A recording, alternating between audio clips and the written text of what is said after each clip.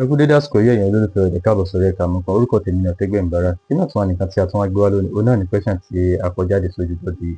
àmọ́ ká tó wá lọ lọ́mọ bá wa ẹ ṣe gan tí ẹ̀ ń tẹ̀lé wá kálọ̀ báwo ni a ṣe wá ṣe question bẹ́ẹ̀ bẹ́ẹ̀ ṣe rí question wọ́n ní simplify root of 72 plus 2 root of 18 minus root of 8 báwo ni a ṣe ṣe òun náà ní ká kọ́kọ́ mọ express wọn ní ẹyọ kọ̀ọ̀kan tá bá kọ́kọ́ mú 72 yìí kí ni largest perfect squared factor 72 a rí pé 36 ni ó máa wá jẹ́ 36 times 1 times 2 ó máa fún wa ní 72 a máa wá ní root of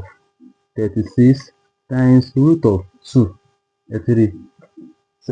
root of 36 times root of 2 fún wa ní 72 àti ọkọ̀ ṣe yẹn náà plus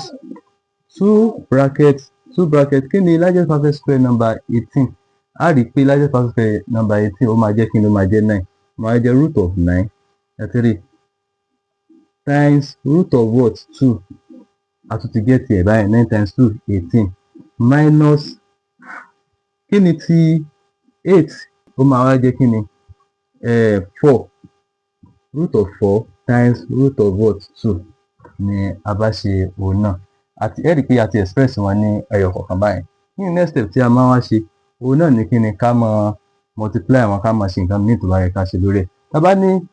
root of 36 kí ni square root of 36 a rí pé 6 ni ó máa wá jẹ́ 6 multiply by what root of 2 ẹ ti pé ilé náà ti dúró báyìí plus 2 bracket kí ni root of 9 a rí pé 3 ni times root of what 2 ẹ rí pé ilé náà ti dúró báyìí minus kí ni root of 4 a rí pé 2 ni 2 times root of what 2 òun náà bá dúró báyìí kí ni next step tí a máa wá ṣe òun náà ni pé 6 times root of 2 ó máa fún wa ní kí ni 6 root of 2 ẹ ti rí báyìí plus 2 multiply by 3 times root of 2 kí ló máa fún wa ó máa wá jẹ́ kí ni 3 root of 2 ẹ rí pé òun náà ti dúró báyìí minus 2 times root of 2 ó máa wá jẹ́ kí ni 2 root of 2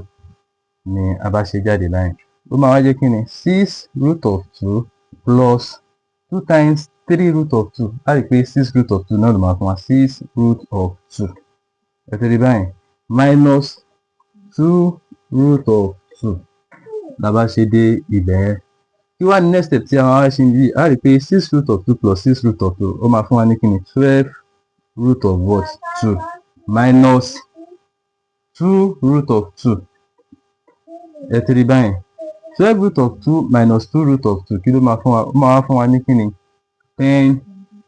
root of 2 12 minus kí ni minus 2 root of 2 ó máa fún wa ní 10 root of 2 ni a bá get answer bí a ṣe máa ń ṣe tó yẹ rárá ni ẹ ṣe gàtẹ́ ń tẹ̀lé wà kálọ̀ question tẹ́yìn náà lè ṣe lélẹ̀.